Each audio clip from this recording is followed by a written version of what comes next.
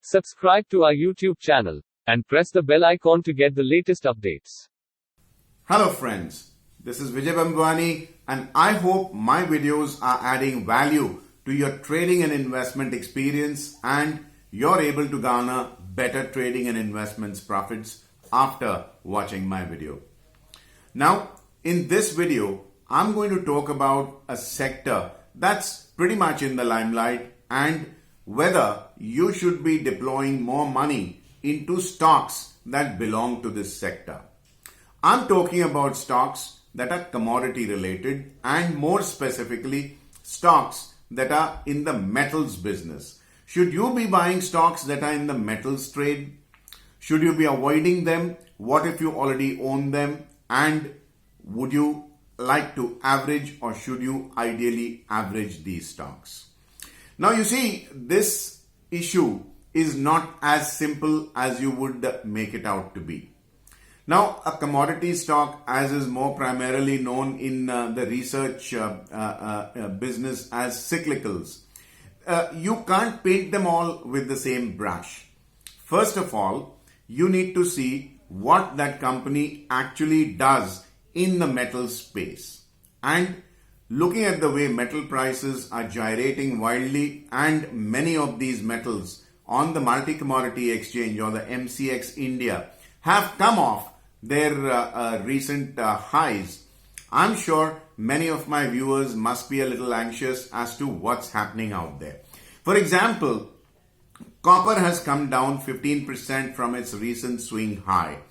Aluminium is currently trading at 20% below its recent swing high, and as per the classic Dow theory, any scrip, any security that falls 20% from its peak is deemed to be in a bear market. So will aluminium recover from a 20% fall or will it fall further? That will determine the outlook of stocks that are in the aluminium space.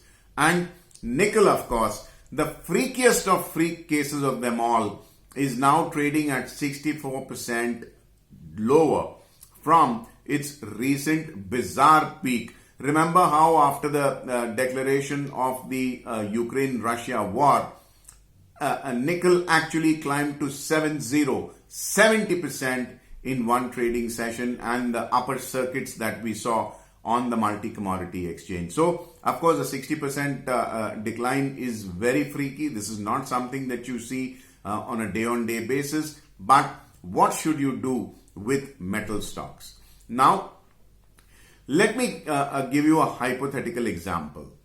You have company A which mines or produces aluminium, and you have company B which consumes aluminium. Now, will the fall in aluminium price impact both these companies uniformly? The answer is no. To company A that mines aluminium, a fall in aluminium prices will mean that the stock price is coming down. Case in point, Hindalco.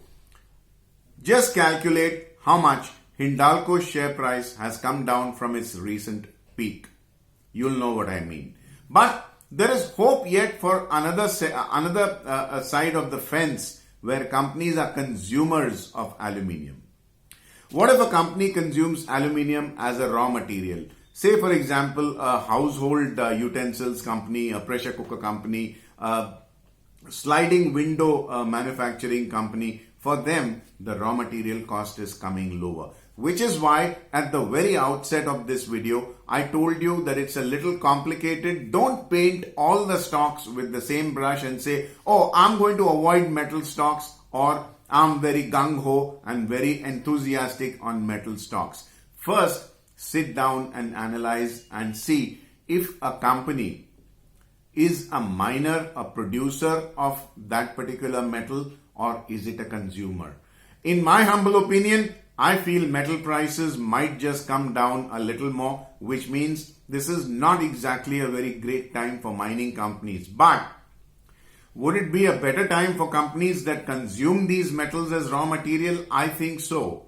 But the stock market might be a little more nervous for a while longer, which means in spite of the fact that raw material prices are coming lower, the market might take a little more while to make a bottom in all the stocks, and then when the bottoming out process is done and price discovery mechanism kicks in again, you will realize that companies that consume metals as raw materials will bounce back faster. So, to answer your question, should you be investing in metal stock? By all means, if they are consumers of metals as raw material, and that too, don't deploy all your money in one go. It is always a good idea to stagger your investment into bits and pieces. Divide the money that you want to allocate for metal stocks into 4 or 5 tranches. Maybe it's time to start deploying at least 1 tranche out of 4 or 1 tranche out of 5 at present levels. Reconcile yourself with the fact that markets might just come down a little more, especially if the US markets are falling. Recently, I made a video whether the Indian IT space is being dragged down by a death cross on the Nasdaq. Similarly, if the US Dow Jones index is coming down, there is an undeniable push-pull impact of the US markets across the global equity space. So, yes, there is a possibility that the foreign markets might drag Indian markets a bit lower. But then, that's what investment is all about. As long as you have a game plan, as long as you know that you're going to stagger your purchases in bits and pieces, and in average holding on cost is likely to be a lot more friendlier than it is right now, you're going to be doing just fine.